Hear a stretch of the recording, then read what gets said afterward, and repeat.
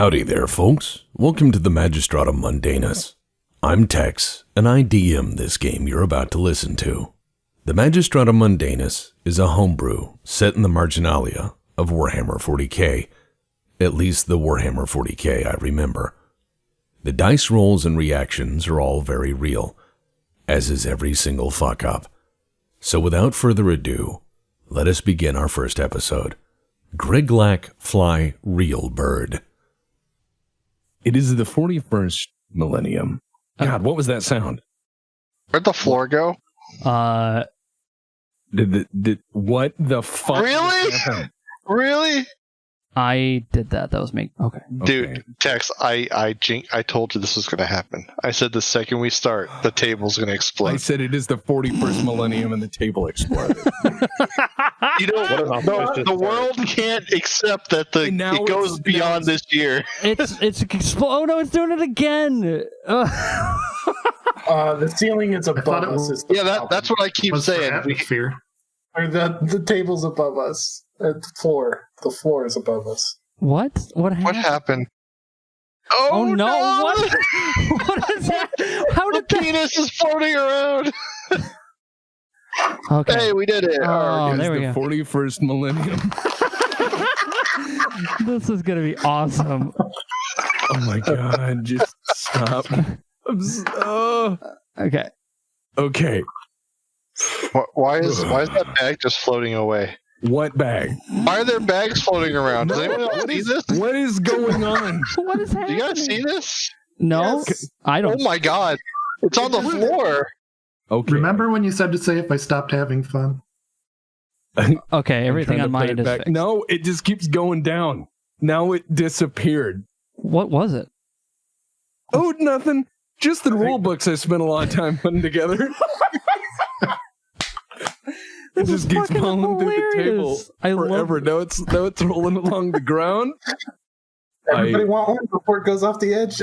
We might have to just reload the whole map. No, don't worry about it. I have a reserve. I foresaw this problem. Take your fingers off your face. That's my job. All right. Man, that is a nice looking book. I am having so much fun. Sorry. Okay. This is the best tabletop game I've been in a long time. I know. Not on purpose either. It is the 41st millennium. For more than 100 centuries, the Emperor has sat immobile on the golden throne of Earth. He is the master of mankind by the will of the gods, and a master of 1,000,000 worlds by the might of his inexhaustible armies. He is a rotting carcass writhing invisibly with power from the dark age of technology.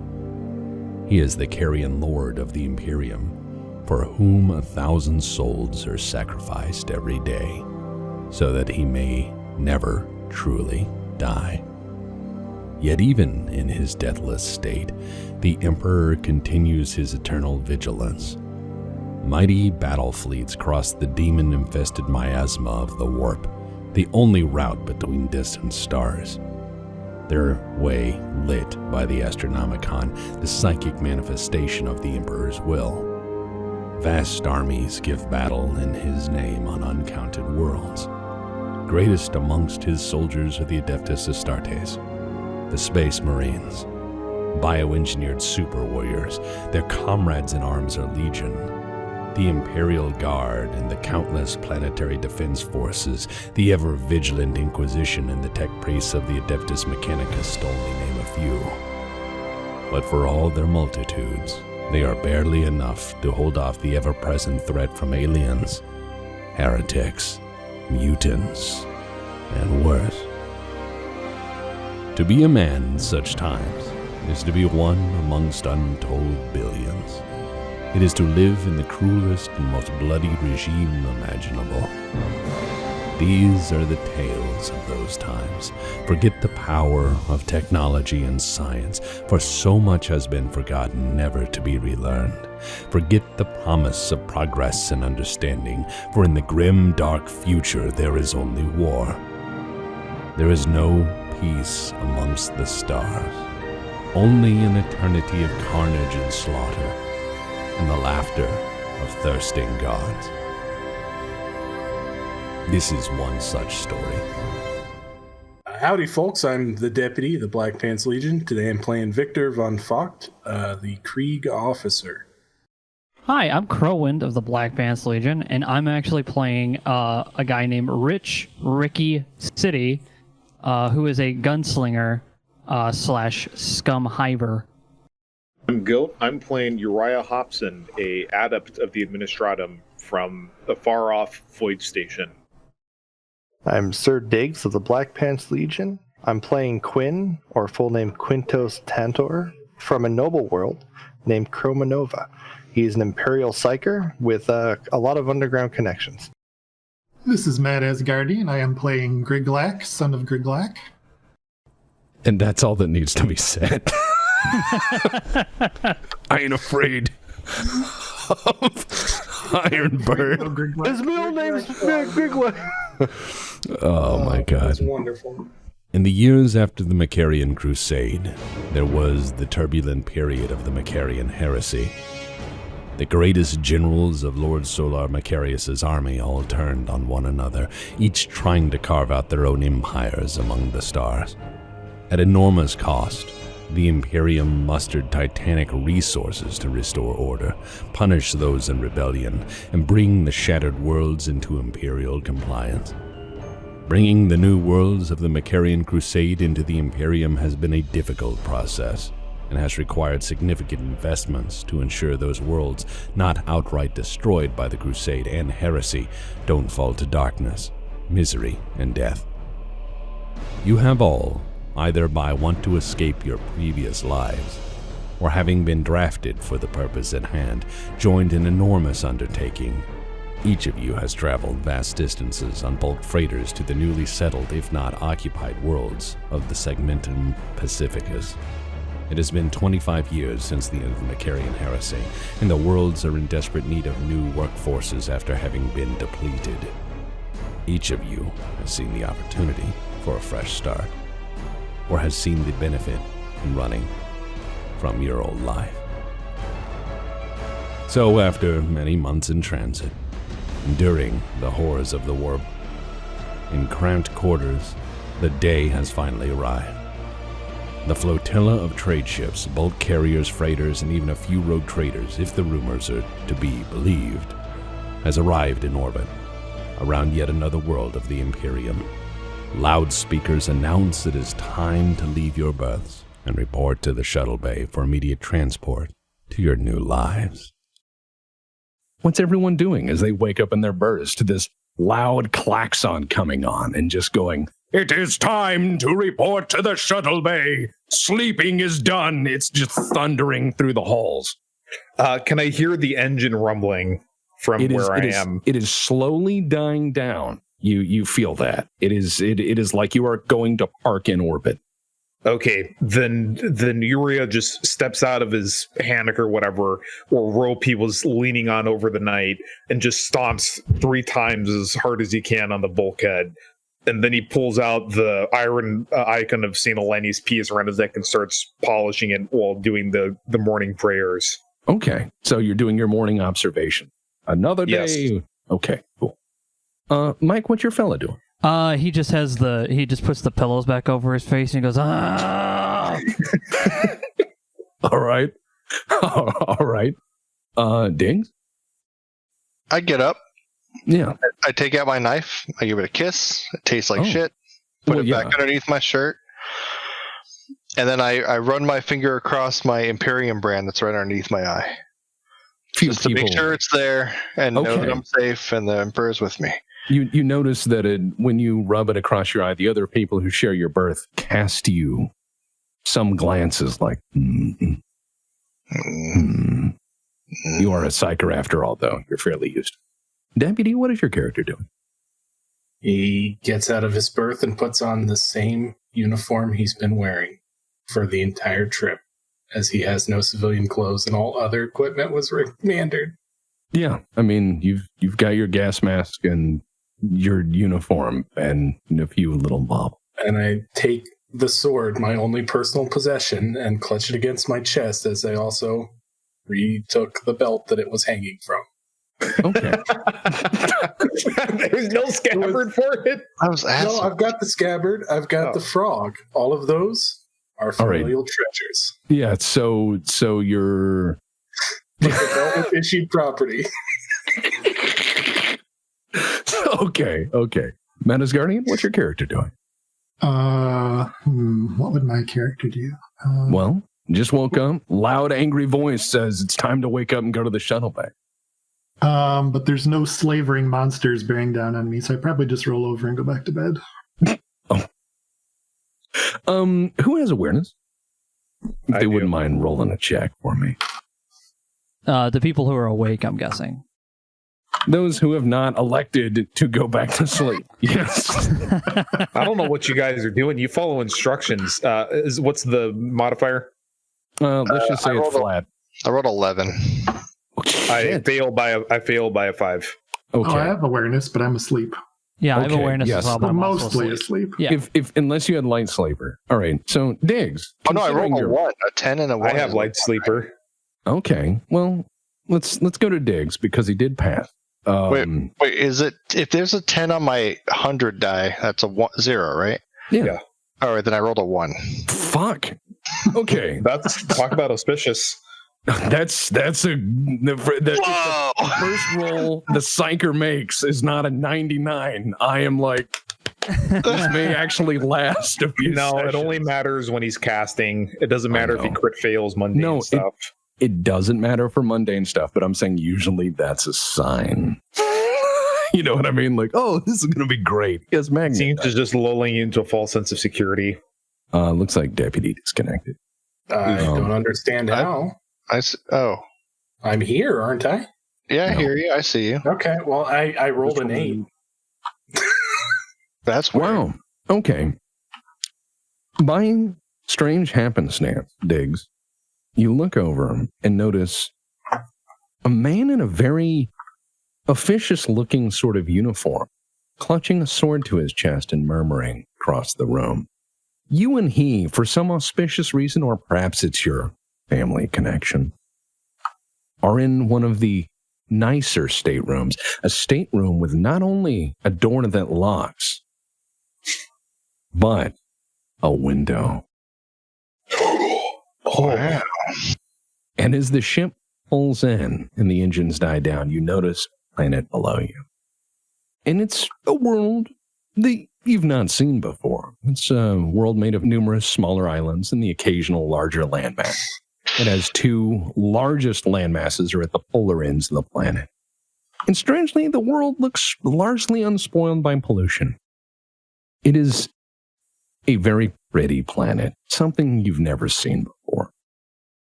Ew, water. Voidborn gang. It's a structural weakness. You can't breathe that, you know.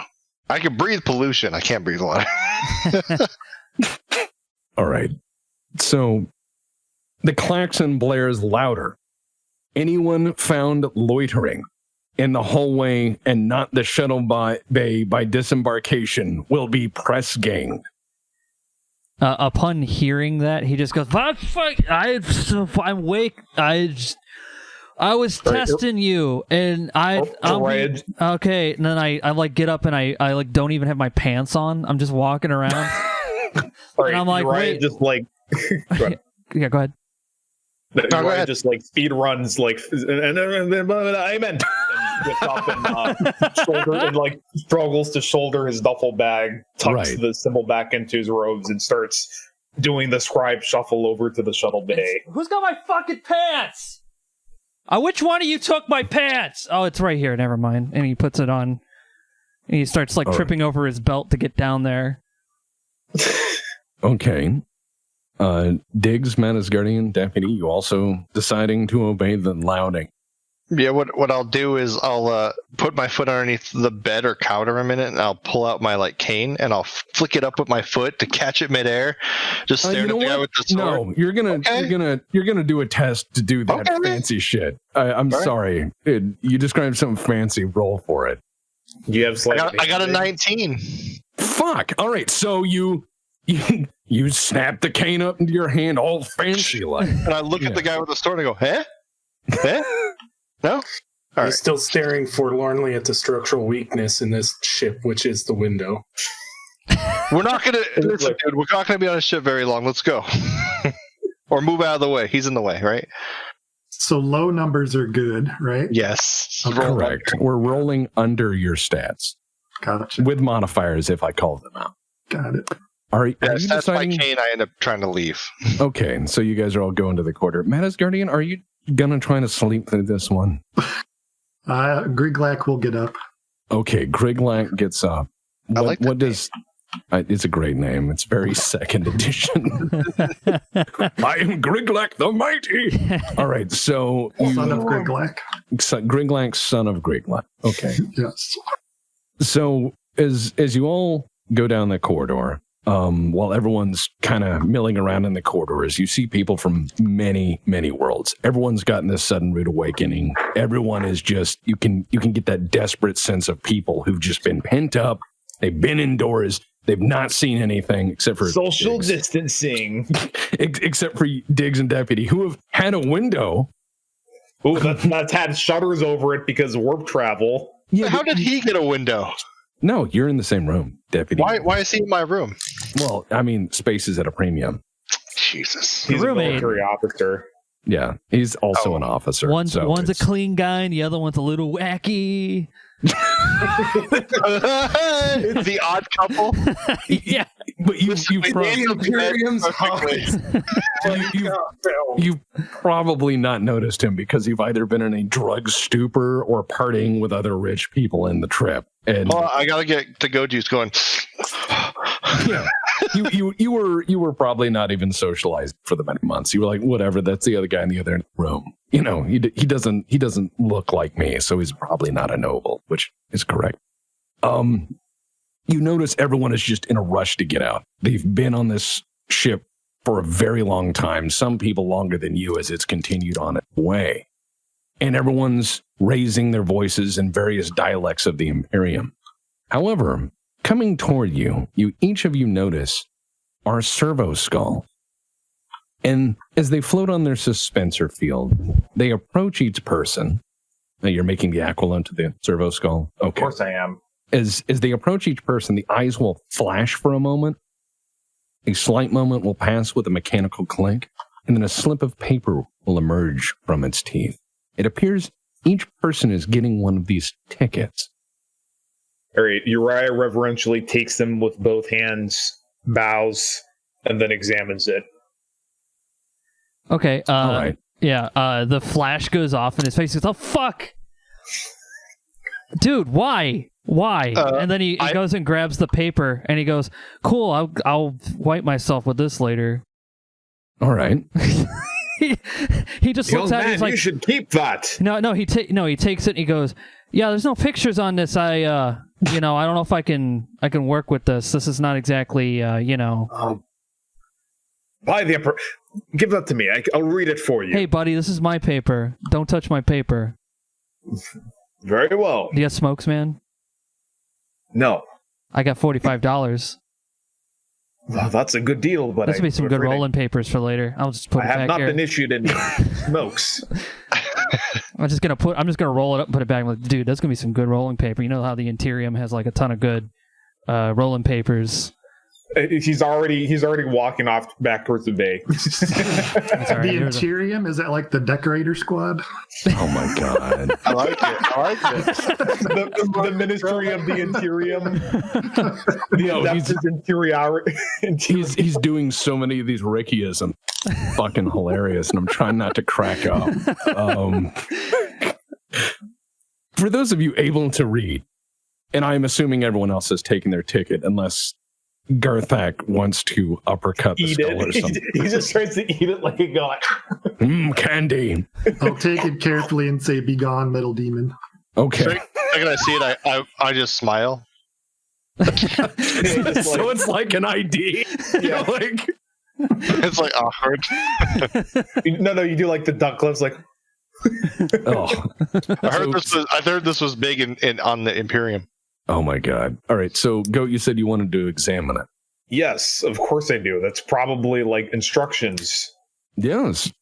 It says, the most noble and accurate Adeptus Administratum has found you ideal and necessary for the labor pools of Macarius Minoris -6 Magna. Your labor lottery number is 6G-FE-65-1A.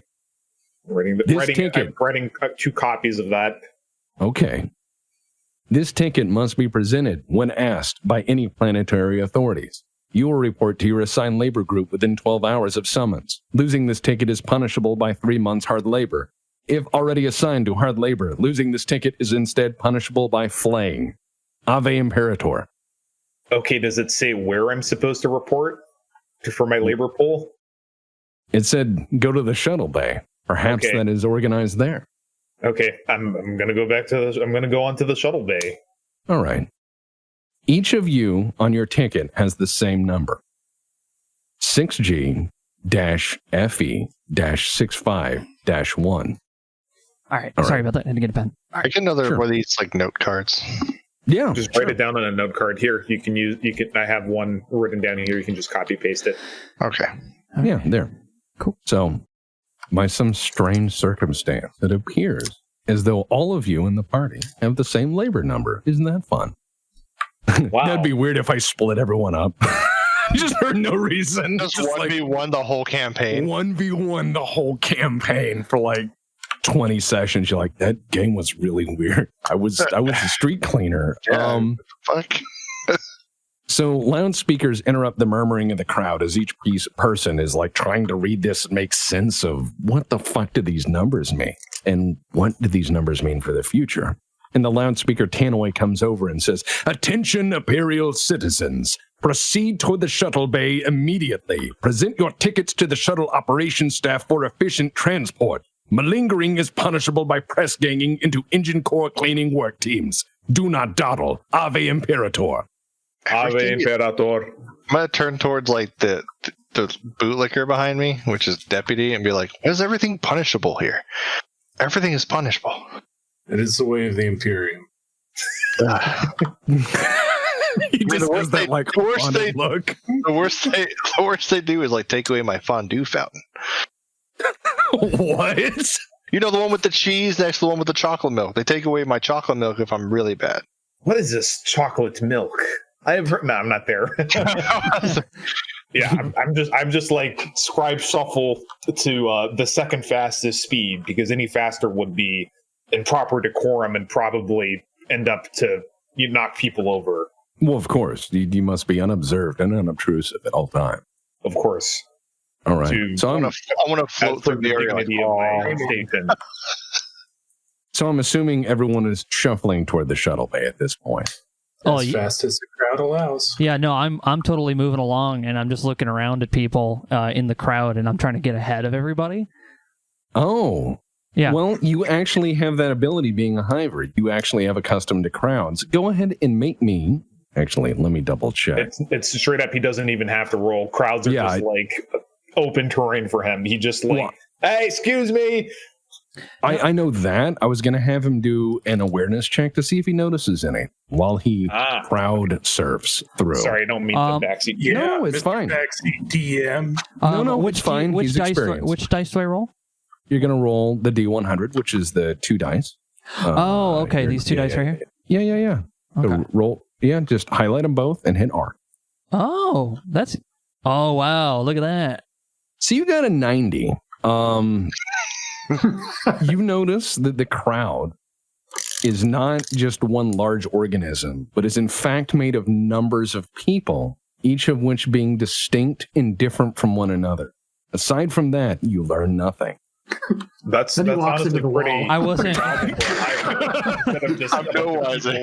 Yeah, I'm like, I'm gonna get those hash browns. I'm just trying to get ahead of everybody. It's not. You know what? Okay, there might be hash browns. He doesn't know. He doesn't know that there's not. I'm assuming it's lunch or breakfast call, and he doesn't want to be late because he's from a hive world where getting free food is like holy shit, part of the work shift. Yeah, so that's why he's going like, get the fuck out of my way. Not that you've ever worked a day in your life, but I mean, I work pretty hard. I go down, I collect, bottles and stuff, and we sell them sometimes, and people buy them sometimes. I mean, it works because people still need bottles. It's kind of how it works. I mean, you get like $30. So we get to the shuttle bay. Yes. Yes. So after being redirected at least a dozen times because of your bumbling or being lost or in different parts of the ship through the enormous network of corridors, and after getting lost only a few times, you find the shuttle bay. An endless line of shuttles sits parked throughout the bay that stretches into the perceivable distance. A line of shipboard officers is already processing people by work assignment tickets to board the appropriate shuttle, it seems. Mike, you are sadly not the first person. In fact, it looks like they're shuffling the truly magnificently rich off first.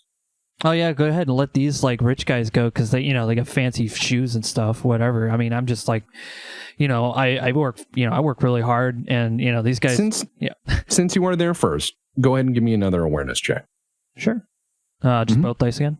Yeah, and you're going to roll into your awareness plus your perception. So.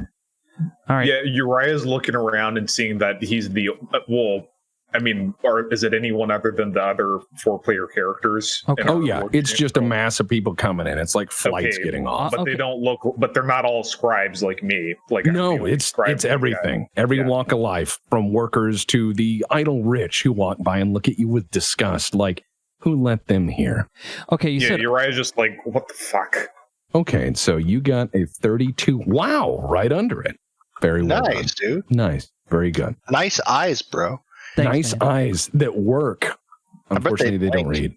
They do not read. Okay, so you notice an Imperial Navy midshipman with a megaphone is barking for everyone to have their tickets ready and to get in an orderly line. Around him are armsmen with bill hooks.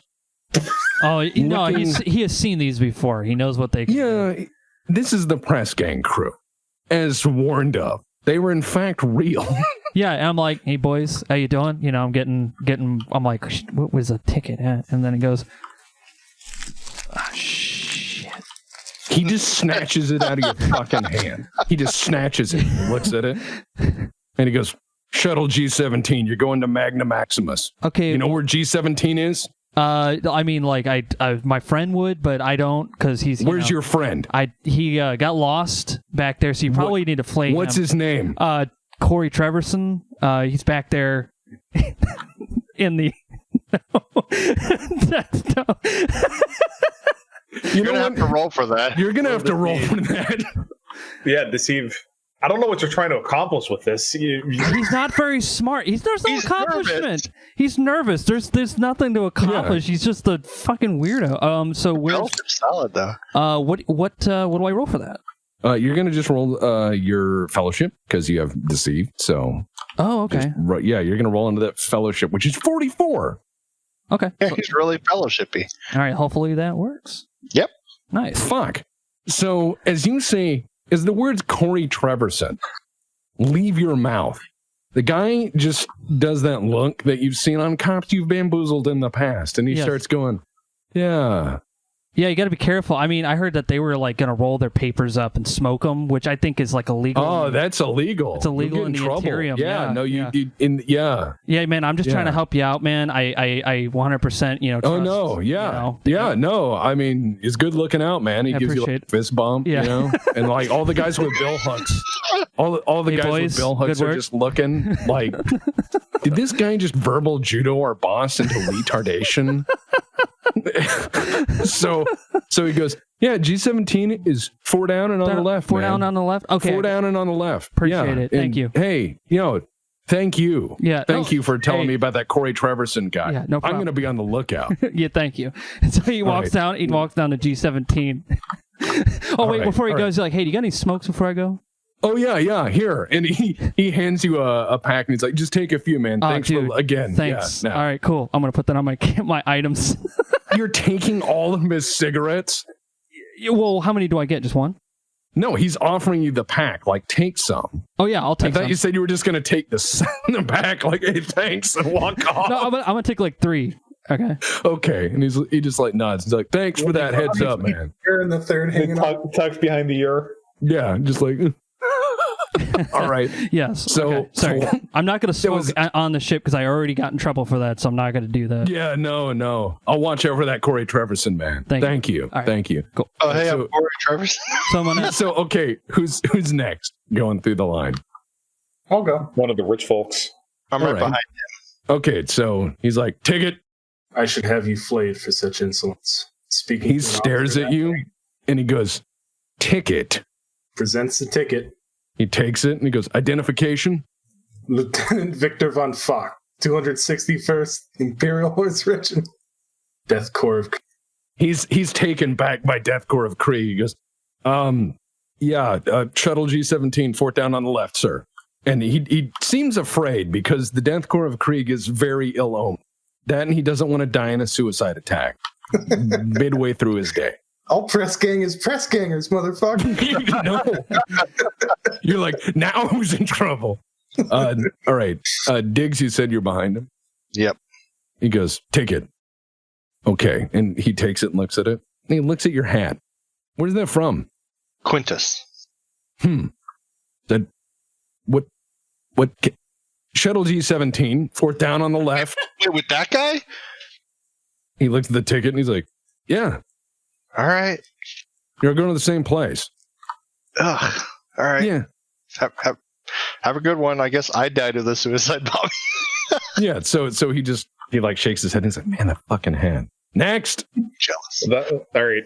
I already have the ticket in both hands, and I like bow slightly, proffering it to him. He just snatches it. Like he looks down on Administratum clerks. He has a real job. He looks at his fucking thing. He's one of those guys, like, I got a real job. So he's like that. He's taking a fucking pull on his cigarette, and he goes, Shuttle G-17, fort down on the left. Gracias. And he starts walking towards the shuttle. Yeah, he just looks at you like, whatever. And then, Tarzan, you're up. What? Okay, so what does Tarzan? What does he look like? That's a good question. Yeah. Kind of like Conan, I guess, like furs and stuff. So he's wearing like a fur loincloth and he's like bare chested. No, but no, like, furs and stuff. Is he from like... He is from Caveman Planet. He is a barbarian. I'm imagining Yes. I imagine he looks like a mountain man trapper with like a round, like Jeremiah Johnson. He's got the coonskin cap and shit. He's got like the patchwork fur pelt shirt. That's awesome. Yeah, and so he's from a feral world, and he goes. He just like pinches his nose because you smell like bear grease pomade. Whatever you've been trapping and killing to supplement your food on the ship. He takes your ID and he's like, yeah, G-17? That's 4 down and on the left. Do you know Shuttle fly, no scare? Grigglak not trust Metal Skybird. Well, Grigglak better get in Metal Skybird or Bill Hookman put in Cage. Engine scrub, burn die. Very well. I know some of these words. Bargained and done. Well, bargained and done. Oh my The god! negotiations were notably short.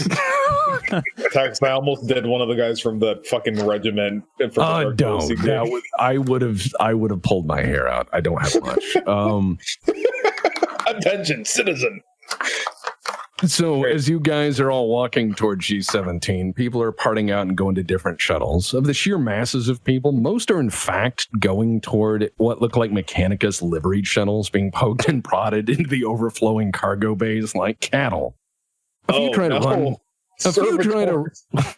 try to run or escape, but they're quickly grabbed by very nimble machines and put back in their place.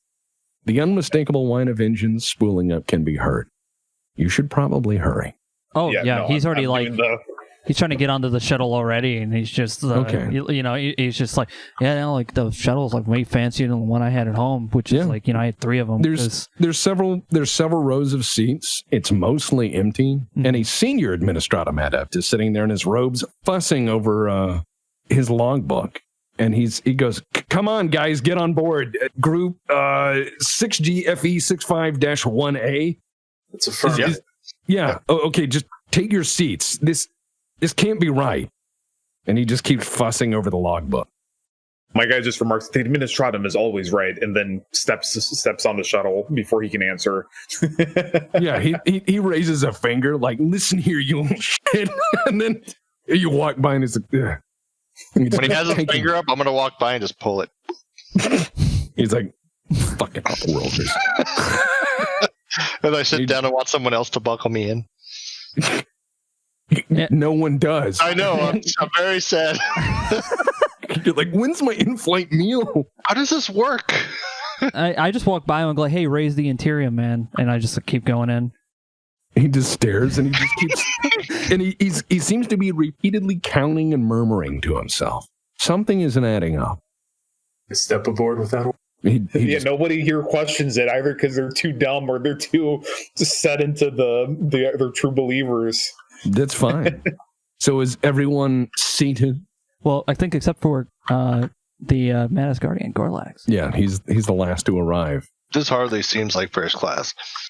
He looks at you and he goes, this is a shuttle. It's a planetary burner. It's a rock hopper. Hey, I'm just saying. Hey, I had these seats in my house. It was really nice. Like, we had them set up against the wall. Sometimes I slept on them. They were pretty nice. I haven't been in a gravity well in 40 years. He just What is a house? What is a house? He pulls out his shovel. Yeah, he blinks and he goes, we're missing one. And he sees Manus Guardians. Grigglak? Grigglak, come. Yeah, he looks down at the thing and he's like, Grig. How are you all? He goes, how are you all in the same fucking labor group? I don't it's do a lottery, labor. sir. It's selected randomly. No, it isn't. This is a work assignment. I don't do labor. The Imperial Guard accepts all comers. Grigglak, go where papers say. he goes, Metal Demon said to come, so I come. he just sighs and he goes, okay, this is none of my business anymore. Paperwork says you go, okay, you go. And he's like sweating. He's got the fucking veins sticking out in his head. Wait, he's yeah. I was gonna say, I'm imagining him as like a Jewish guy, like, oh my god, oh my god. Just yeah, no, he's I cannot believe this. No, he is completely verklempt. He's overcome by the vapors. He has had a long day. Yeah. He looks like he hasn't slept in a while. Every time he moves, papers fluster off of him like birds molting feathers. So remember, Ordnung muss sein. He just stares. Order. He goes, look. Okay, the paperwork says you're to report to Watch Lieutenant Zeke Kelso at the starport. Okay. He'll be waiting for you. The Emperor protects. Kelso. The Emperor protects. The Emperor does protect. Yeah, and he hits the button on the way out. The doors just rattles up on old gears and hydraulics. I met the guy, he's pretty cool. The door seals. Your ears pop. And before long, you're under thrust. Oh boy, is it time to roll toughness to see if we hurl all over the shuttle? Yes, it is. Yeah, the best part Give of it. me a toughness check. Mike's doing the face. Oh wait, I'm immune to space travel sickness. I rolled a 96. I'm a voidborn. Dab. Right. Okay. I will roll. Goat has been under space travel before, so he's just like. No, he's a spacer. He just knocks back. Yeah, he's voidborn. So What am I rolling against? Toughness. Oh yeah, no, I rolled a 77. Okay. I rolled a 96. Holy shit. I've never been on a rust bucket before. Okay.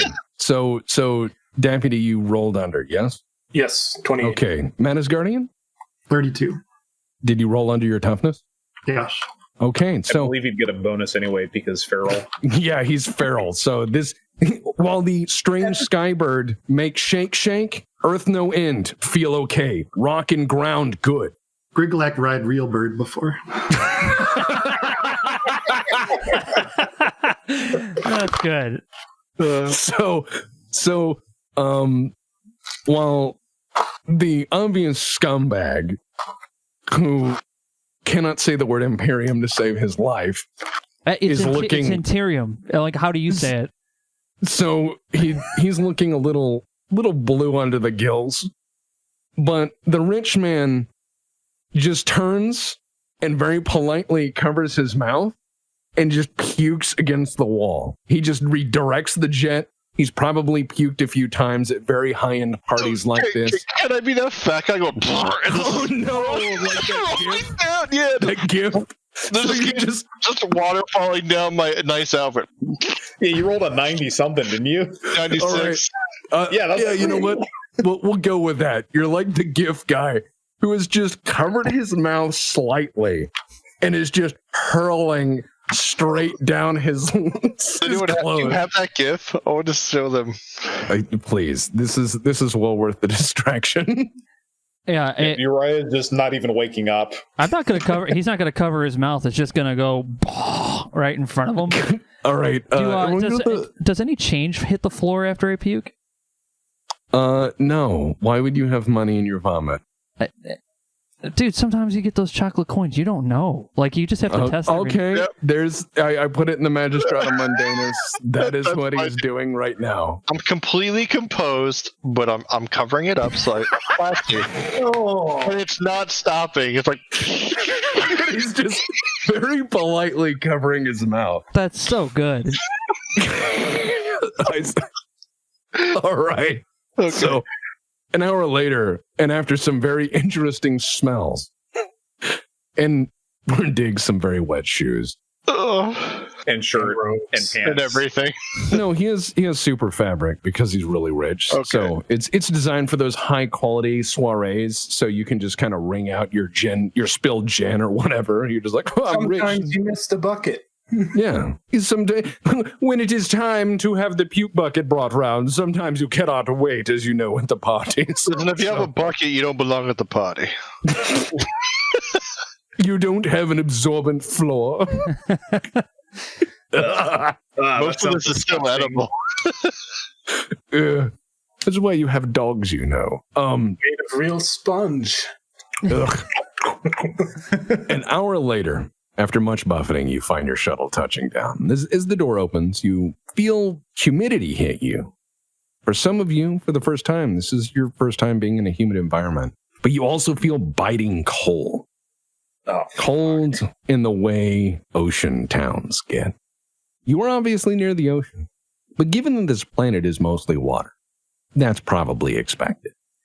What's the air smell like? Sorry. Salt, spray, puke, a little bit of fuel, and a lot of vomit at the moment. Okay. Just checking. Now, I was going to say something, but that actually works well, so go ahead. Yeah.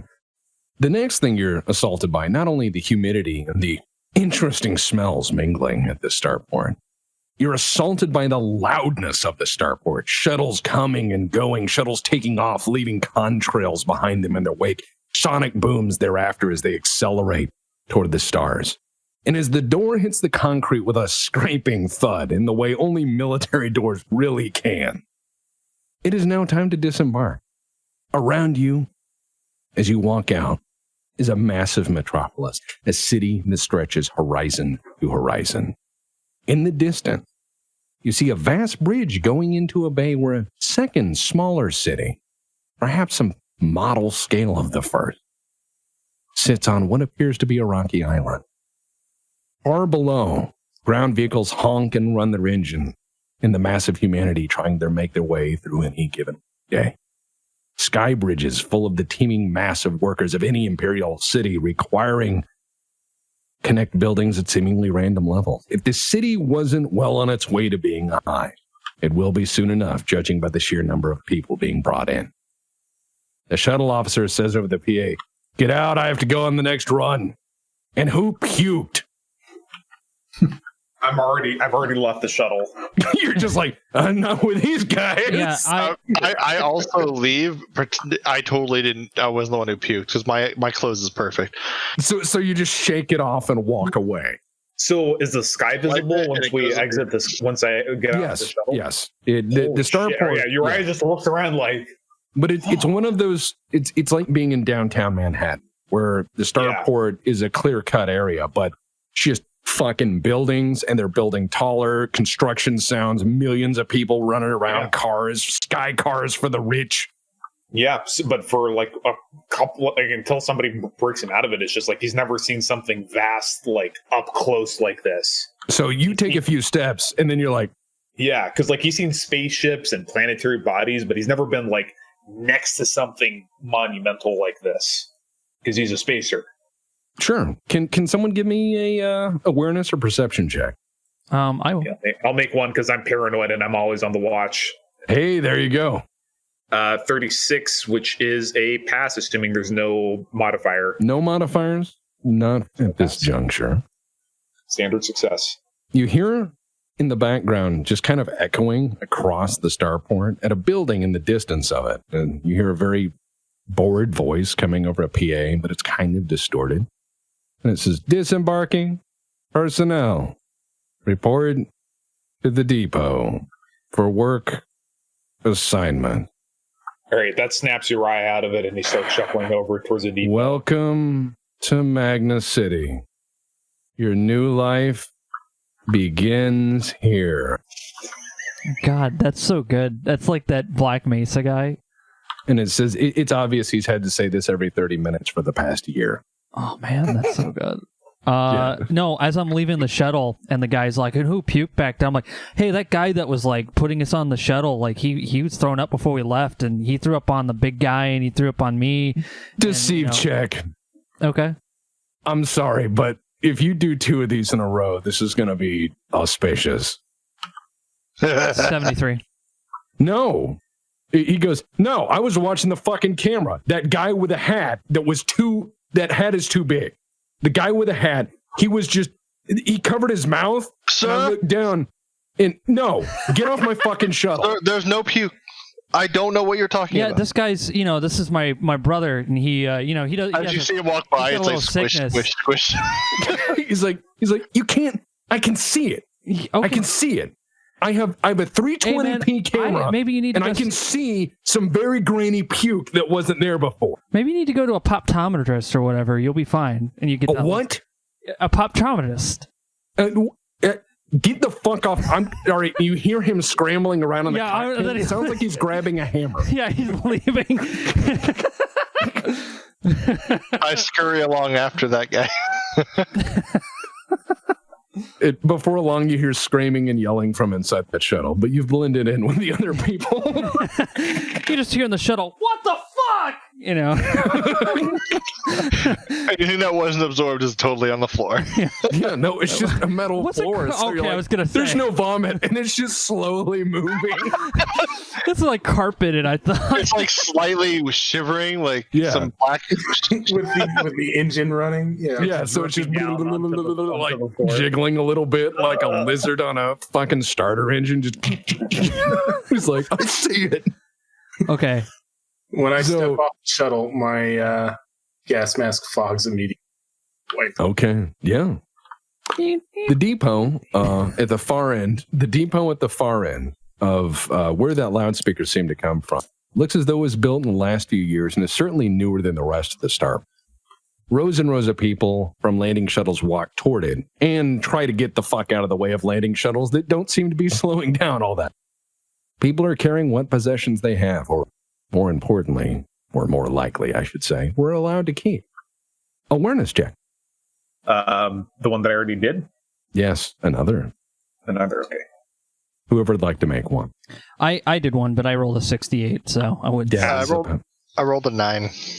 Wow. Okay. As you wipe the vomit from your lip and shake it from your robe, you notice at the as you guys kind of meander with the crowd, I'm assuming, close to the depot, you notice a series of rotating screens, each flashing information at you new arrival, directing them to certain lines before flashing again, and the little typical Imperial reminders in between to obey your betters and report suspicious behavior.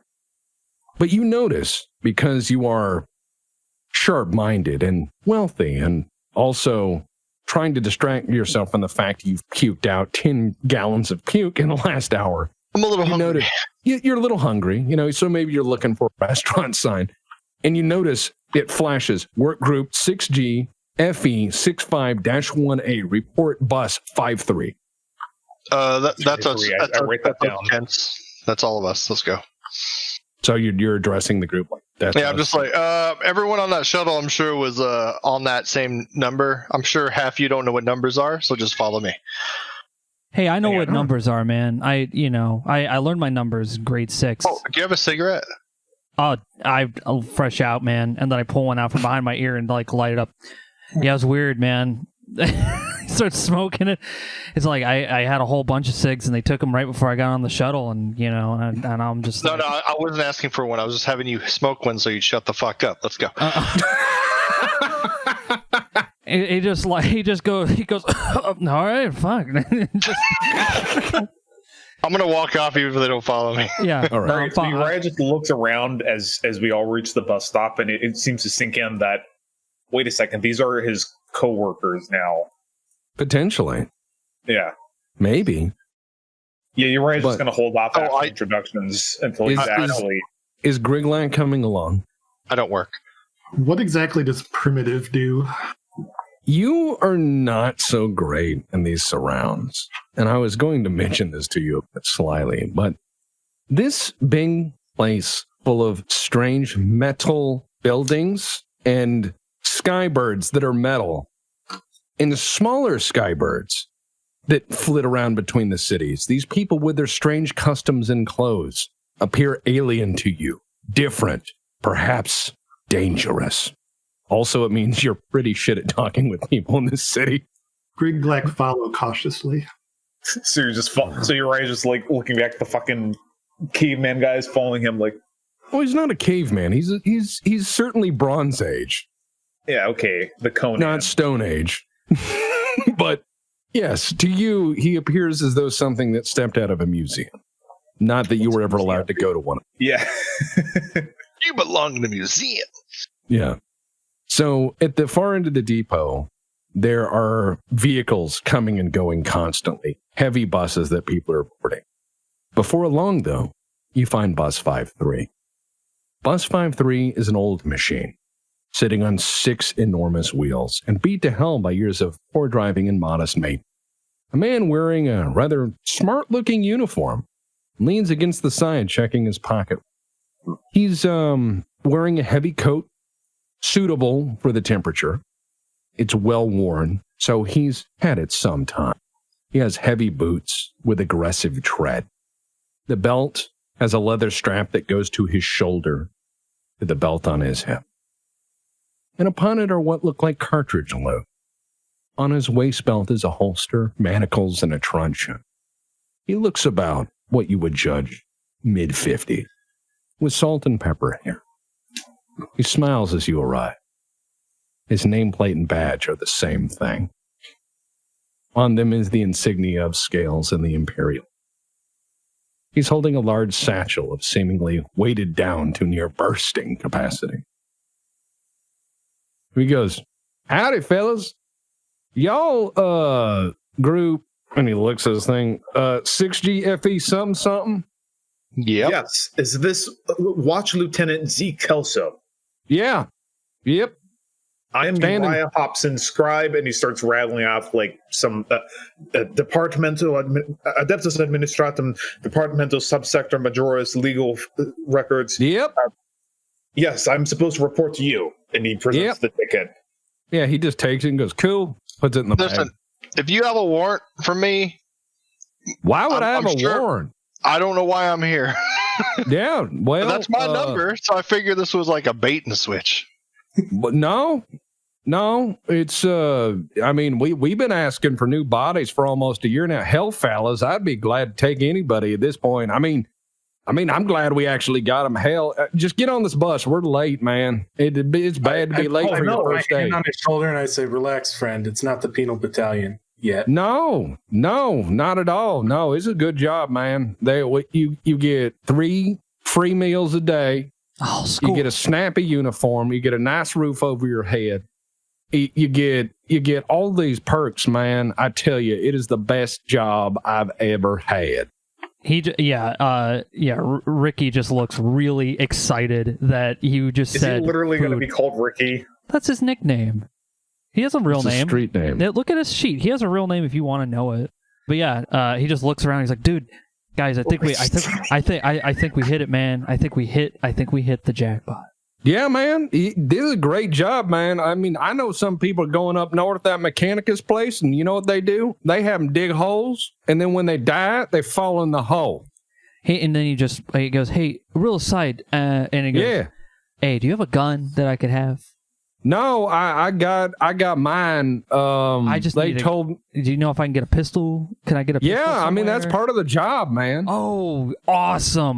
Get on that bus. We'll arm you the fuck up. Yeah, he gets on. He's like, dude, they took my pistol. And it's so fucking... As he walks under the bus.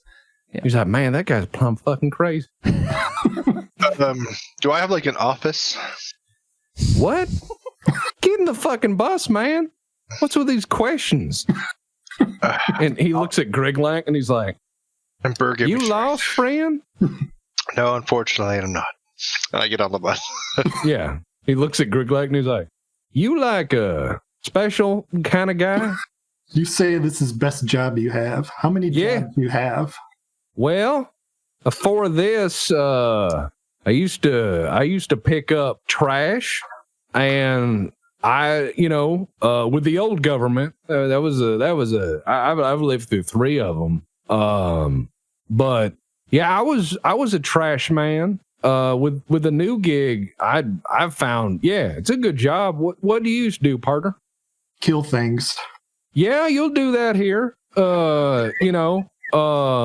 Almost once a week, but it's not that bad. Again, you get, we do dynamite grits in the morning and as much coffee as you like.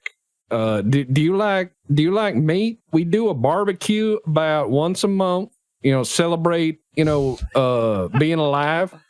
It's pretty great. One time we even had seconds. Why don't you get on the bus, partner, and quit staring at me? Your peepers are bothering me, man.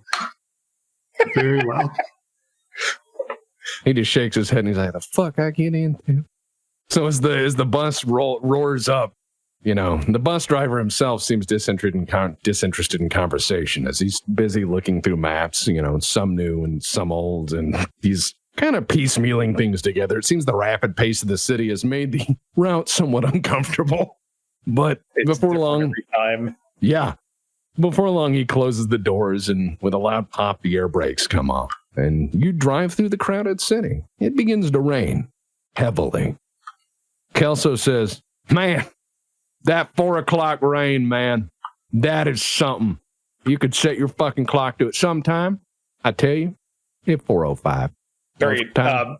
Uriah Thompson takes out his watch and he sets it to 4 o'clock on the planetary schedule. Is this what's the time cycle for this world, sir? 27 hours. You either get used to it or you what's they call that? Psychosis. You start doing crazy stuff like, dying. But, if you adjust, you're fine. I mean, I was raised here, man. Southern Islands are pretty interesting. We grow a lot of backer. We like our sweet tea. We make some other interesting things. But no, I mean, it's a great place, man. It's a great place. Right. I mean, is this an imperial institution or local government then? What am I going to be a law clerk for? Yeah, about that. And he reaches in his bag, and this is the thing that got fucked up earlier, so I'm going to hit B. And he gives to each of you, and I'm going to put this in front of you guys. He gives, it fell through the table. It fell through the table. They're on the floor. Great. Hold on, I can put one on my sheet. There we go. Yeah. On the floor. All right. I'm trying to, you know what? I can actually spawn these on the center of the table. Everybody grab one. He starts pulling these books out of his bag, and he just hands you each of them. And he goes, welcome to the Magistratum Mundanus. The imperial governor created this law enforcement institution almost 2 years ago to replace the interim government, which is after the first failed government. And so we are planetary law enforcement, and that is our manual. I would recommend you get to read it. The paperwork I have says y'all were, Do you have like a riff notes or something so I can like look at this later? No, it's not that many pages, man. Just read through it. Just says don't do this shit and do that shit. It's easy. Oh yeah, no, I've already read it. It was a lot of words and stuff, but I think it basically I'm probably gonna be really good, so it's good. Yep, sorry, go ahead. Oh, all right. He seems confused, and then he goes, "Well, I mean, just don't worry about it. I mean, this is an awful wet planet. You get a lot of rain. It's a fine home.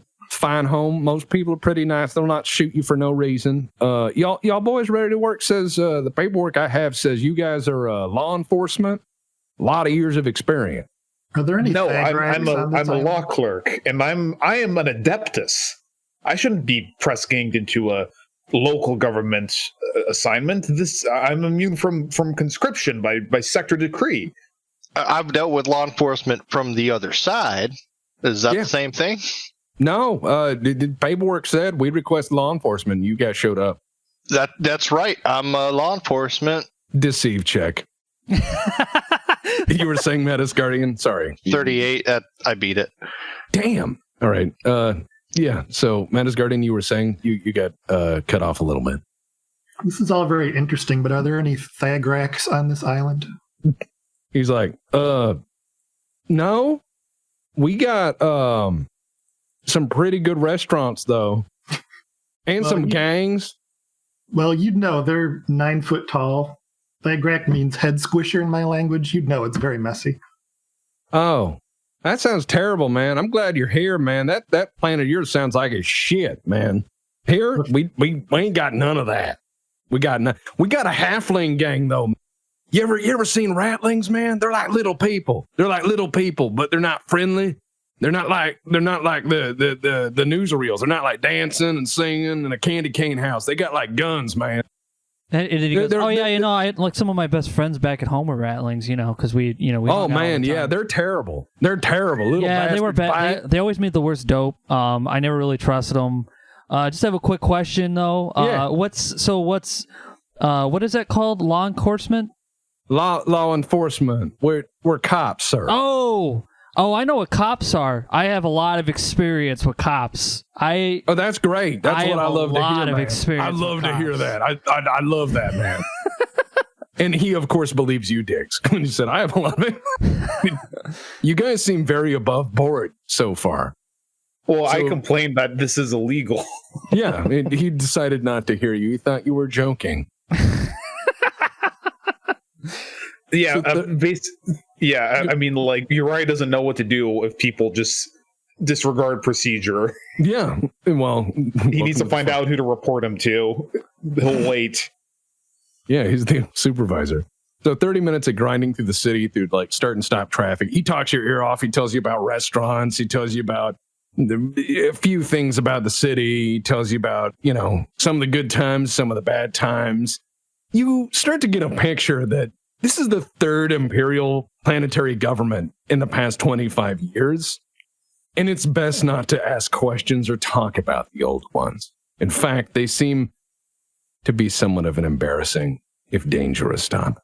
If I may, Wachmeister? You keep using this word, civilian. I do not have a frame of reference. All right, like, that uniform doesn't look like a cop uniform. What kind of cop were you, man?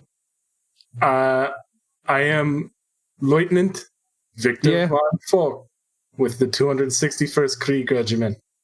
Death Riders. He raises his eyebrows and he's like, shit, they sent us Imperial Guard. We're going to kick the fuck out these guys. Hell yeah, brother. And he like gives you a fist bump. I do not reciprocate. He's like, wow, man, you Kriegers are fucking weird, man. You'll fit right in.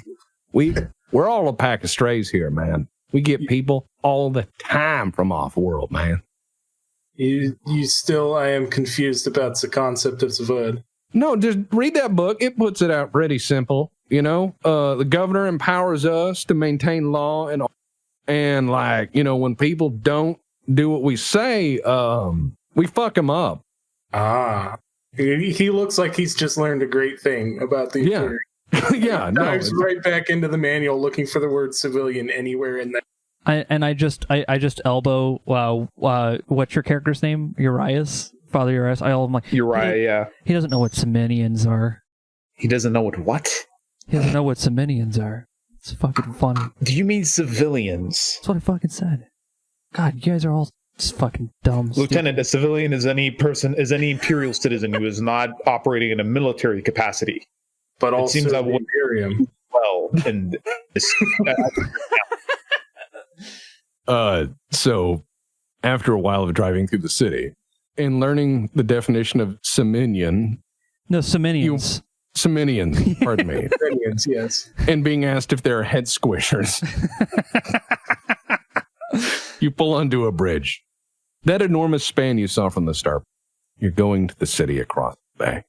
And halfway across the span, he goes, let me be the first to welcome y'all to Sector 17 Gamma, subsector Magna City, heart of Macarius' Landing, 429 square kilometers of fun. I tell you, downtown they call it G17 or the old fort, which, most of the workers, though, here, they call it Blakewatt. Not very imaginative, but I guess it's apt. It rains a lot. And so you guys have been cops a while, right? I mean, in your own various capacities, other than the guardsman and that weirdo, and he points at the adept. Since I was born. Oh, man, that's great to hear. So, I mean, we got a scribe. We probably need somebody in the fucking pool or whatever to do some tappity-tap. Yeah, I can do that. Yeah. I'm sure that's what's going to happen, man. Don't worry about it. I wouldn't be worried at all. Hey, where I come from, being a cop is like, the part of the, your daily life. You kind of like. Where do you come from? I come from a planet that is none of your fucking business. Is where I come from. Is what I say as I turn over to you. You're a hiver, aren't you? Let me roll lower Imperium to see if I can find out where he's from. This is probably difficult, but I want to try. Let's get that out of mind. I failed unless it's like a plus 20 or something. No. By the way, we're pretty sure Mike's character's from Gunmetal City, but unless you're from there, out of character, right now, out of character. But you wouldn't pick up on that unless you're from there. Yeah, no. So he seems utterly convinced you guys are honest with him. You get the impression that he believes Diggs is a cop and has been for life. Either the lieutenant is simple-minded or very trusting. So Kelso takes time to dig through his pouches. He rolls a cigarette of cheap tobacco grown somewhere else on the planet. He lights it and says, all right, you guys got any questions on the guide? We're about to go over the bridge, and I'd rather not talk shit in front of those guard retards down there at the gate. Oh, well, hang on. So am I supposed to be a direct frontline watch officer or a clerk? I won't know until we get to the fucking station, man. I'm just here to drive, get you fucks in there and make sure everything's fine. Then I have no more questions at this time. Thank you. And he fucking just smoked on a cigarette. He's like, damn, man. How would hand again? Go ahead. What is the common good?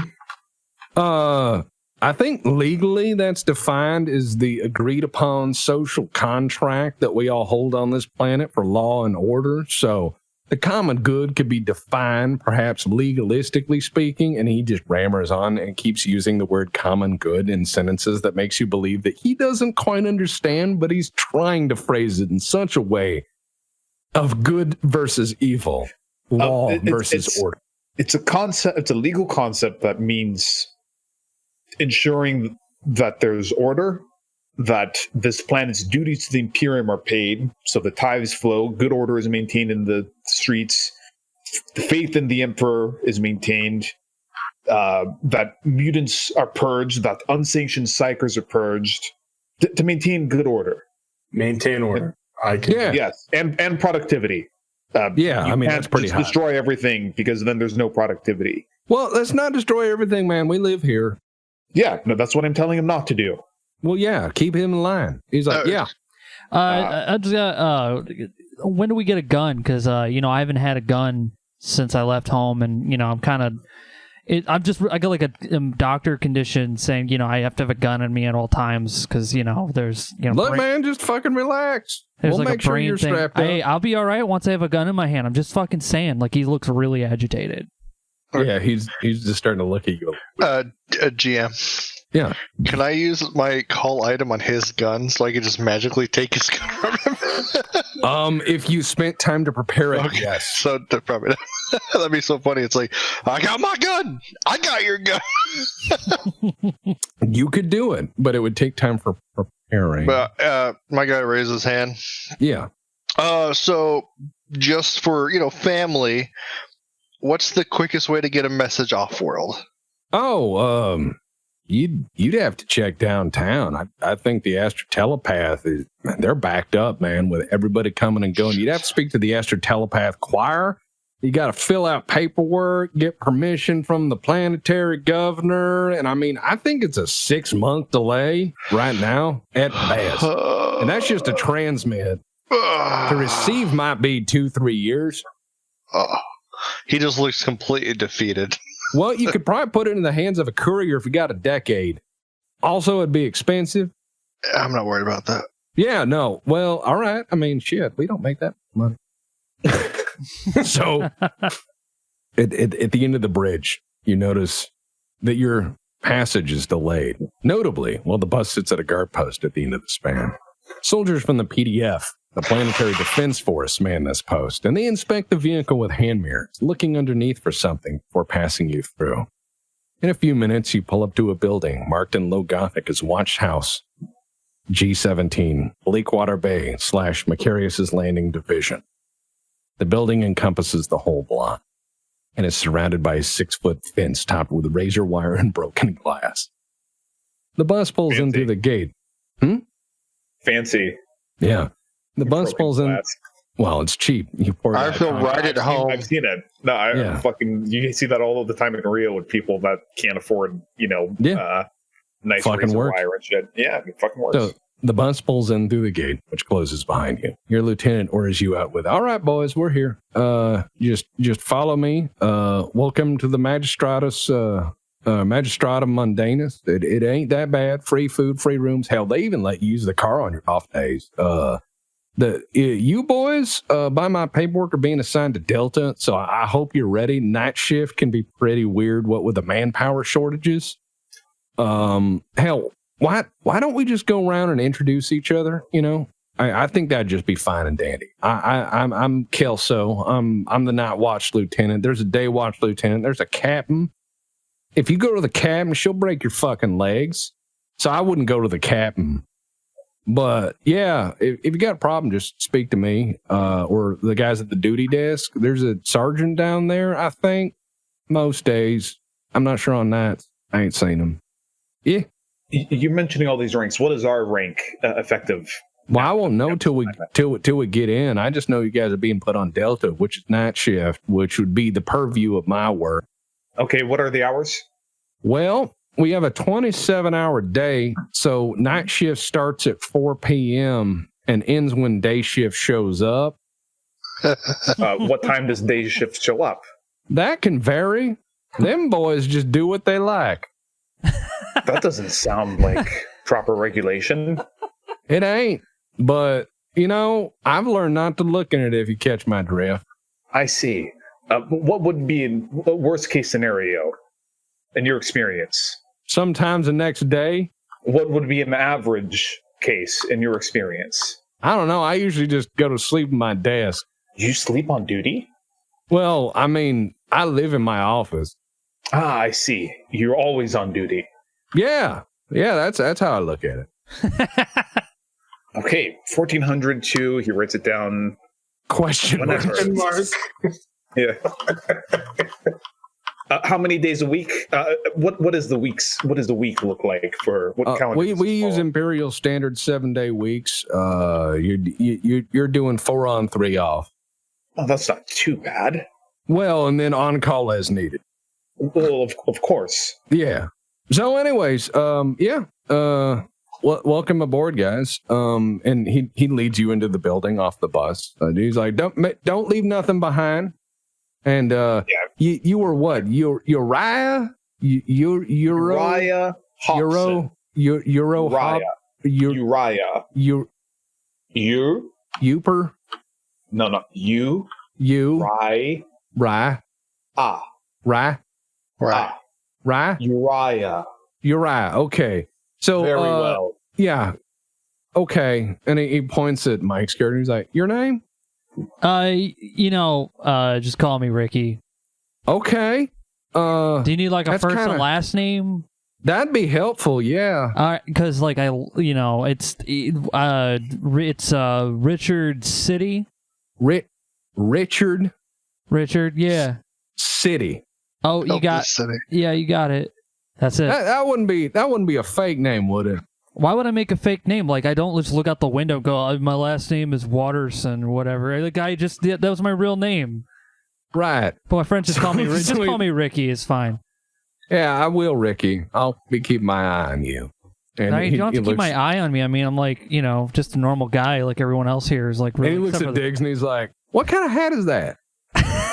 It's very high fashion where I come from. Pretty wide. Yeah, I mean, the wider you are, the more berth people give you when you walk around. Like, because this is mine. They know that I own the area I'm in because of my hat. Wow, man, that's weird. Yeah. What's your name? And he starts thinking. I'm just starting to think about, do I give him a real name? It's no point anymore. Quintus. Quinn. You can call me Quinn. Quinn, yeah, I'll do that. So Ricky, Trantor. Quinn, Uriah, okay. And he points at he's like, Krieger? Was that? I have already given you my name, sir. Yeah, well, I've been up for 3 days, so how about a little less lip there, buddy? 3? Only 3. Victor. Dude, he was up the whole time we shared the room. Lieutenant, 261st, Death Krieg of Kor. Death Korps of Krieg. Yeah, Death Krieg of Korn. I've had a long day as well. So he's like, Vic, Quinn, Ricky, Uriah, and then he goes, Caveman Johnson. What's your name? I am Grigglak, son of Grigglak. Man, it's a weird day. So he just call him Greg, man. That's what I'm gonna do. No problem, Greg. So he just starts. He leads you into the building. There's officers with similar uniforms to the lieutenant, though without guns. And these guys are manning the Vox stations or the typing on cogitators. There's that familiar smell of paper and things and lubrication oil. The nostalgia of the Administratum in any other place. The officer says, this is the civil division, guys. They ain't like cops like you. But, they'll be your help for making paperwork, get to the right place. And nobody looks up to greet you. They're just worn down by their job. And Not even my hat. Like, this is very proper. No one even noticed. Doorways sideways. No one notices my hat. No one notices your hat because all they can notice is the endless paperwork in front of them. The world could end and they would be looking for the stamp. I understand. So the lieutenant walks through a stairwell and leads you up to the top floor. A few minutes later, he comes to a door marked Delta Shift and fishes for a key ring. And as he's jangling his keys around, he opens the door after a minute and pushes it open slowly, as though it were a tomb. He snaps the lights on, which flicker before setting into that low familiar buzz of artificial lighting. And inside the room are 20 bunk beds, all made in neat. On the far wall are a number of lockers, all closed. And the lieutenant says, all right, boys, I'll go get the training officer and you guys grab a rack. Training officer, I'll take you on a patrol and show you around and get you acquainted. Grab some food if you got the time. I got to go report in. Where is the food? He just takes off. Yeah, he just leaves. I was like, hey, where's he? Hey, has anybody here got a gun? No, just a pistol. I'll be fine with a pistol. We'll be issued one in due time. Thank Christ. But these are amazing quarters.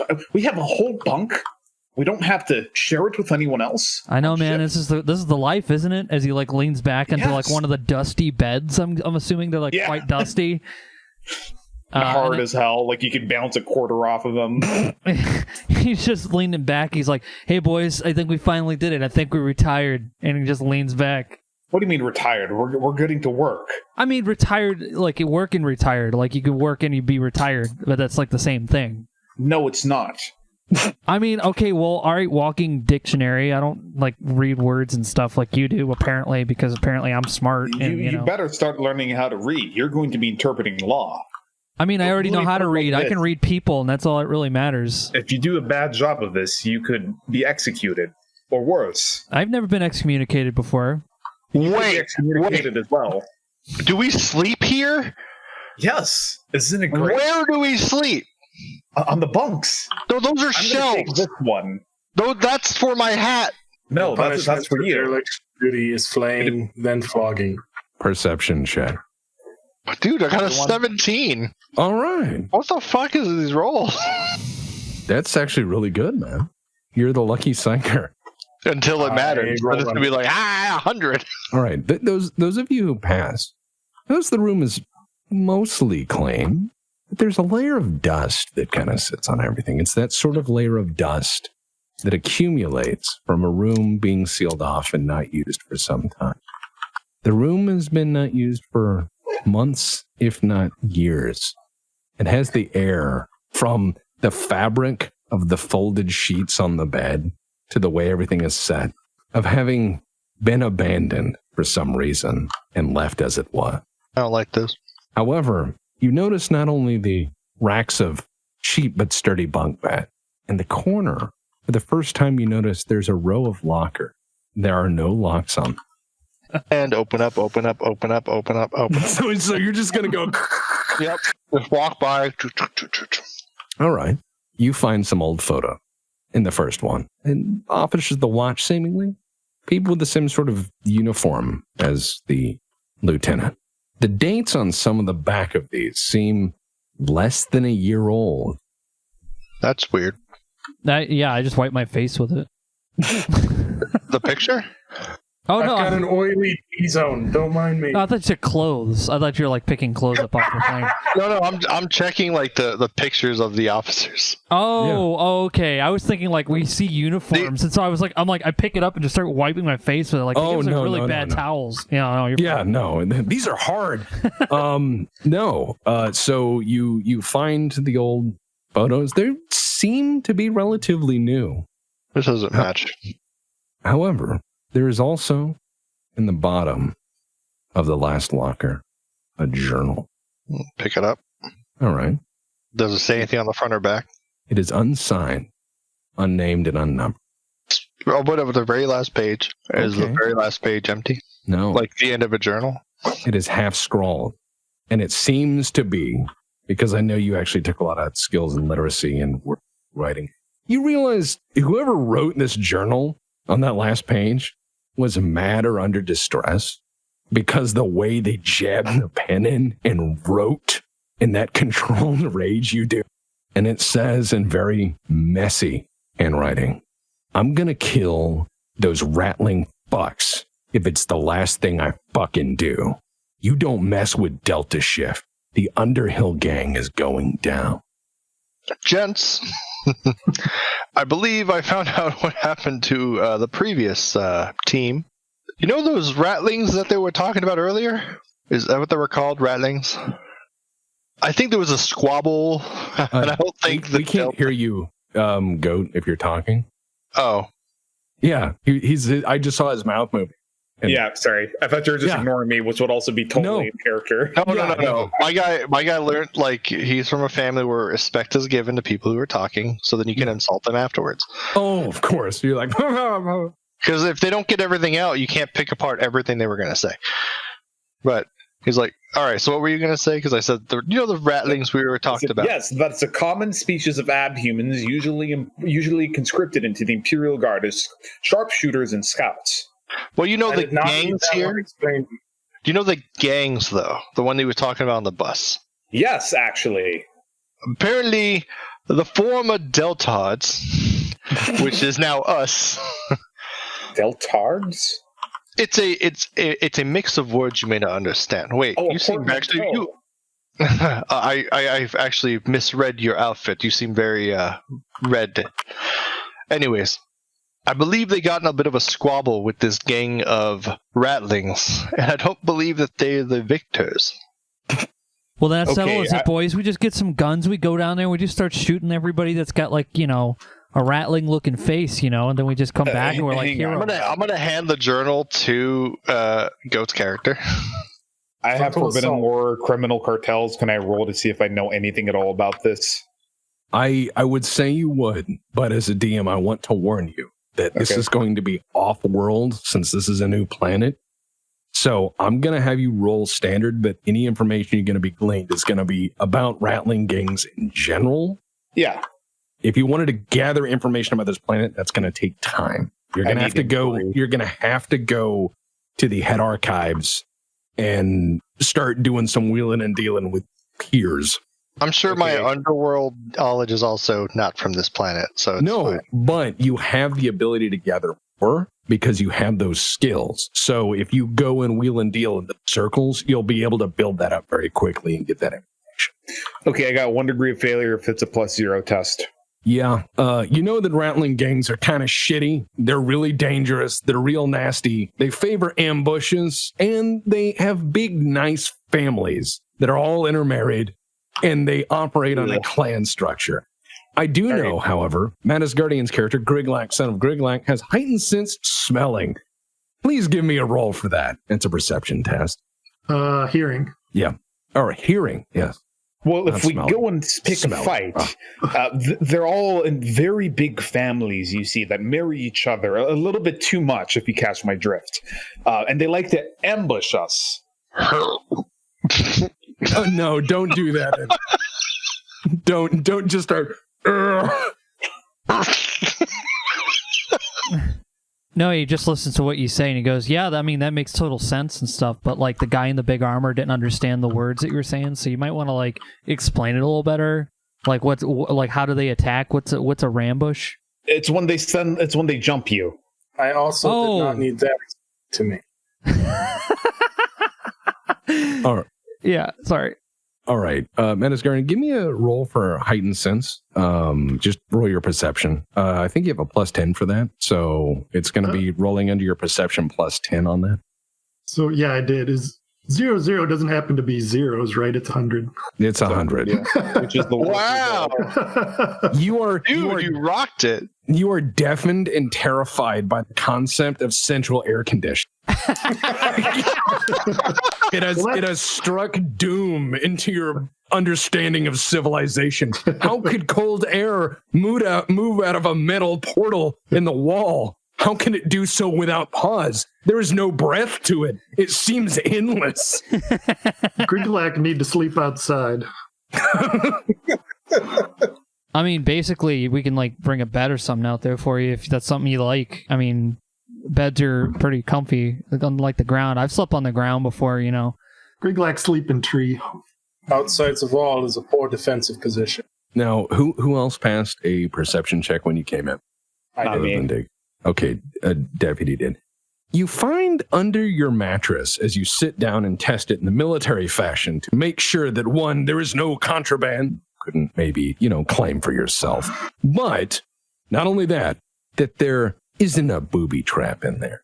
And as you test the bed, you hear a jingle. Was ist das? Are you going to reach under that bed?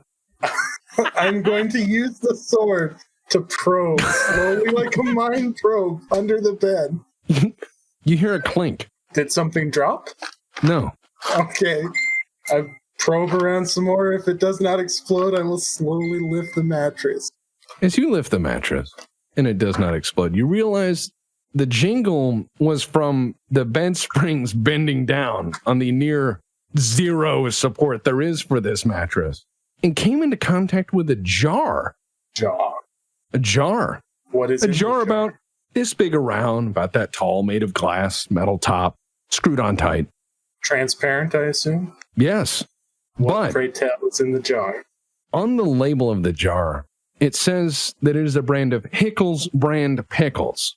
But within the jar are a number of coins of imperial denomination. This is not a hickle, it's a pickle. However, written in black felt marker on the top of the jar, it says, "Swear jar, Delta Squad." This must be displayed in a place of prominence. Places it beside the door on the nearest flat surface. There's a few little small tables. You hear a fucking pounding on your door. I mean, pounding in the way the cops have pounded for years. I roll off the bed and take the mattress in my arms and I hold it as if I'm like trying to cover myself under it. I go and answer the door. The coffin knocking. The coffin knocking. This is too good. Are you going to open the door? Yeah, I opened the door. Okay. So, before you stands a man wearing the same uniform as the lieutenant. His rank indicates he is a lowly corporal-ish. You've seen enough Imperial uniforms. He seems to be more important than you are, but less important than lieutenant. And certainly angry that he has to answer to you at this very moment. The uniform is half police and half military. He has a gruff demeanor about him, but he's rather short. He has his helmet, a domed helmet with a wide flat brim tucked under one elbow, and he appears very agitated.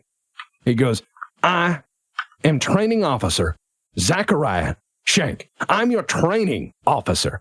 Please, follow me. Don't tell me your names. I don't want to know, nor do I care.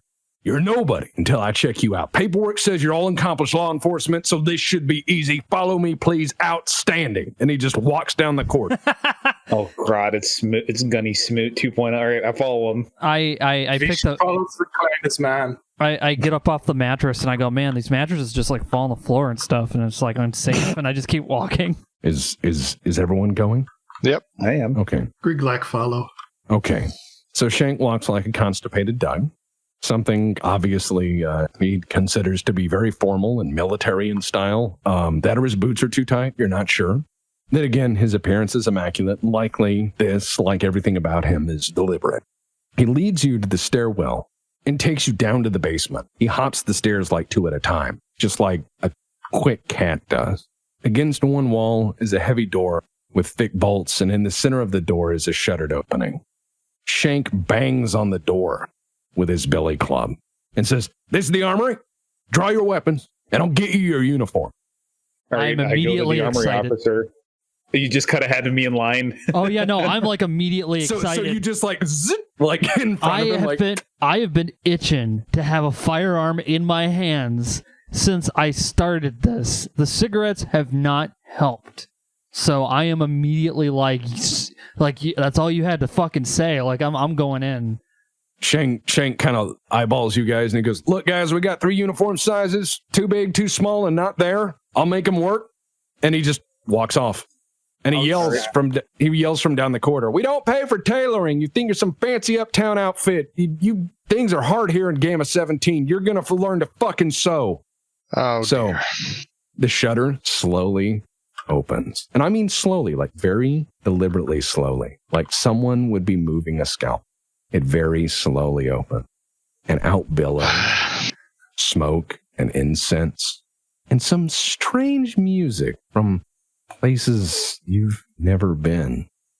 And inside are endless rows of a dizzying array of firearms, slug throwers, grenade launchers, stacks and stacks of grenades in their cases, a flamethrower, machine guns, shotguns, revolvers, auto guns, maybe even a bolter if your eyes were not deceiving you through the smoke and mist. Enshrouded in that, looking through that porthole, in dead center of your vision, is an adept of the machine cult. He is a mass of metal and wire, and cold red eyes regard you from the darkness of his cowl, and incense wafts out with every breath. It smells like machine oil and sacred unguents. And again, that odd music, that discordant binary chattering, comes forward. And he stares at you. I immediately go up. I'm like, "Hey, the guy out there told me this is where I get a gun." Armaments? I don't understand. Do you wish firearms? Y or N? Yeah, bang shoot gun. I want a bang shoot. Do you know what a fucking gun is? Because I need Correct. One. Then I want a gun, a shooty gun. He moves from the little porthole. He just steps to the side. And then he's like looking around the porthole. Like, where'd he go? He comes back. Oh, Jesus. And he has a... He just slowly comes back. And he has a package of things. It is a big package of equipment. He hands you a heavy piece of dark metal in the shape of a gun. It is, in fact, a gun. On one side, it has an inscription. It's a heavy top break revolver. I undo it. I take a look at it. I flip it back, flip it around a little bit, and I point it, and I'm like, "What is this revolver?" Not asking you, but what is? My character would know. Oh, I will provide you with that information. Yeah, he would immediately know what kind of revolver it is. It's actually local to Magna City. Oh, that's awesome. Oh shit! All right, so here is the revolver. Everybody's gonna get one. So if everyone would please take that. If you hold over it, it has the stats on it, so you can add it to your sheet. So everybody take that. Revolver Ocelot. No. Take what? It's got stats on it? If you hover over it, there's stats on it. Oh. How many reloads did we get? He hasn't issued you ammunition yet. Okay. So where do we put it? You can just keep it on your table, but you'll notice on the second right-hand sheet there's a weapon, so you can fill in. Wait, does that say 10d1 plus 31? No, 3I impact. Okay. Yeah, no. It's what am I killing? He has not. Yeah, it is the atomic handgun. Just It's a noisy cricket. you like I fucking don't even shoot it. I just shoot towards that direction. Everyone's dead. You like shoot it, and there's just a white flash on the horizon, and then just yeah. When you pull the trigger, it leaves the barrel, but the second it does, it accelerates to 0.99% of light speed. So he hands you each in turn a pistol, and he goes, Magna Pattern, heavy revolver, 12 millimeter. Holy shit. He goes, anything else? Is it considered a sidearm? Yes. And I go, I want another one. No. Transaction concluded. And then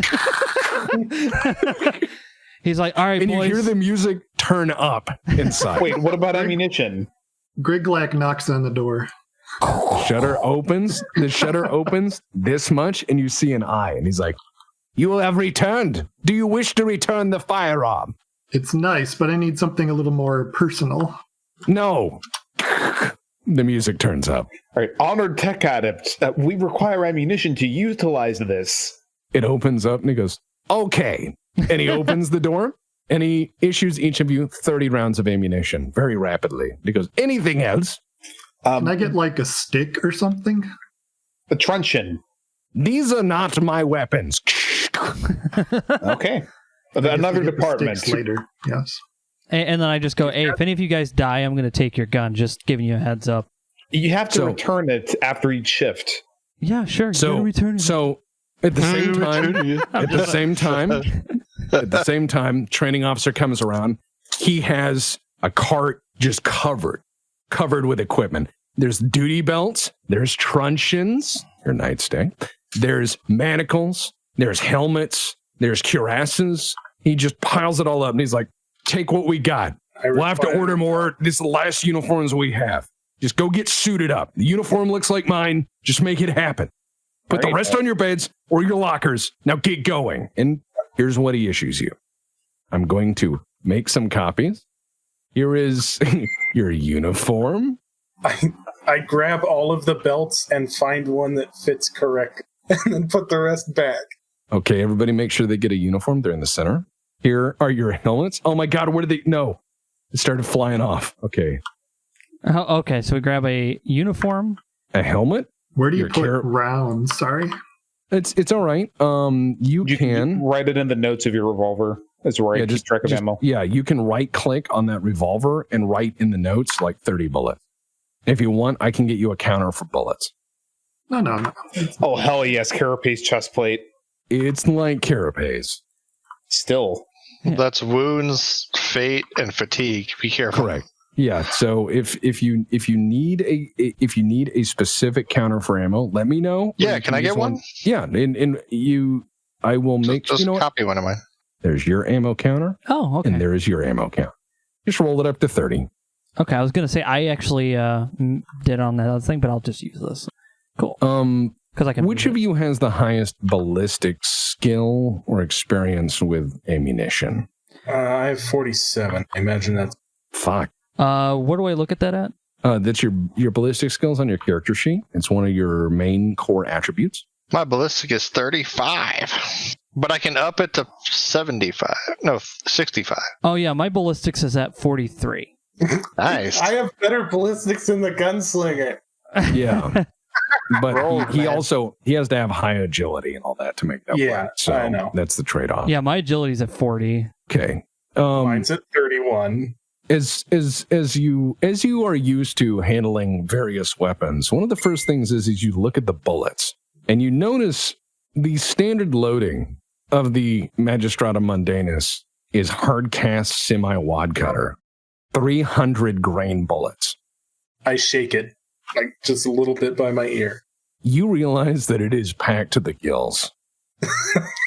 Says no errands this cartridge. No, that would be wasteful. It's a deep-seated bullet, but yeah. So the guy goes, "Look, just put your shit on, okay? Just put. Did Colm talk to you? Did Colm talk to you? This is the other lieutenant, yeah? No. He points to We put the armor. No, just sorry about that. Do we put the armor on like the thing above the toughness? Yeah. Your armor. Each armor has a hit location. So your uniform has kind of a flak weave. It's very light armor. Your helmet has specifically for your head. Your carapace is your chest. Okay. Yeah. So that goes over your toughness. It's going to hit that first and then your body. Okay. So if any of you have any trouble, just ask me and I'll show you how to do it. So does the groin hit location not apply for the chest plate then? Correct. Oh fuck, that's pretty draconian. That's rough considering it's like an even hit location using your system. You have to understand that this armor looks very much like repurposed guard armor. Yeah, I'm not complaining. I'm just saying, like, oh, this is brutal. Yeah, but he asked you, did you talk to Colm, the fucking adept? No. Was he singing? Oh, the tech adept. Yeah. Well, he was playing some kind of, I think. He goes, look, if he starts talking to you about if the guns talk to you, or he starts talking about the pattern of lights and the singing in the universe, just shut the fuck up and do not encourage him. Last time he did that, he talked for 16 fucking hours. Thank you. I will make sure not to do that. We got nothing done. We can't do anything without him, but we can't do anything when he gets his blood up. Understood. So I'm suited up. He looks your uniform over. He adjusts the belt, pulls a little tighter, and make sure it's where it needs to be. Make sure it's right and under the epaulet right. And he's like, "Fuck, you guys look a bag of shit." He goes, "Except for that guardsman there, he looked great." Thank you. He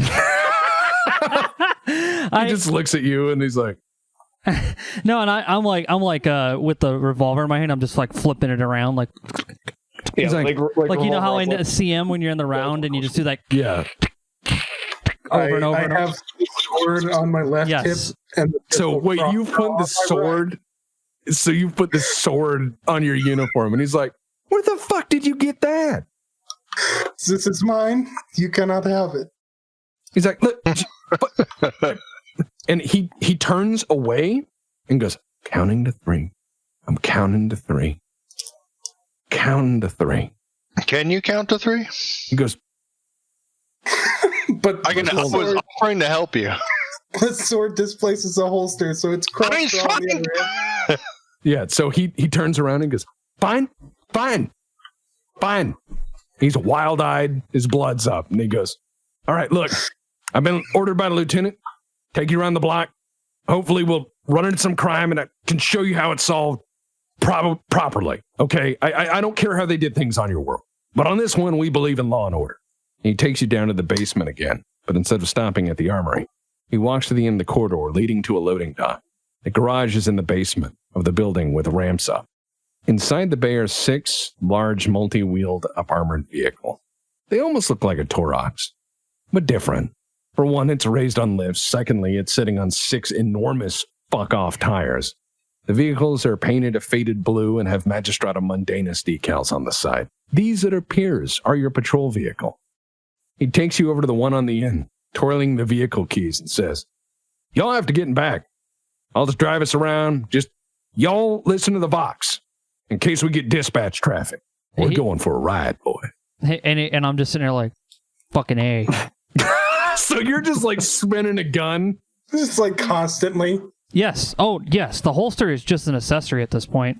Oh my God. And with that, I think I'll end this first session. Awesome. Look, I can't wait. I'm in the fucking wrong. I'm not supposed to be here. I need to know about my stick. Yeah, I realized I forgot to do the truncheon. I actually designed a truncheon. It's the truncheon is We can figure it out next time. Yeah. It's outside the outer shell is like a hickory stick, but inside has a gel core with like liquid mercury in it. So when you swing, all the liquid goes to the end. So it's just like extra bashing power.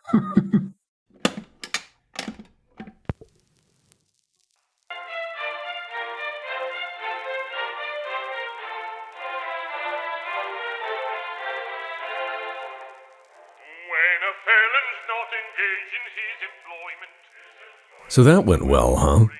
Audio gets better as we go along. Remember that this podcast isn't going to sell you anything. No dice, no peripherals, no branded anything. In fact, we're brought to you by you and nobody else. So if you want to support more of this madness, the Patreon is BPL Tax on Patreon. Thank you for listening.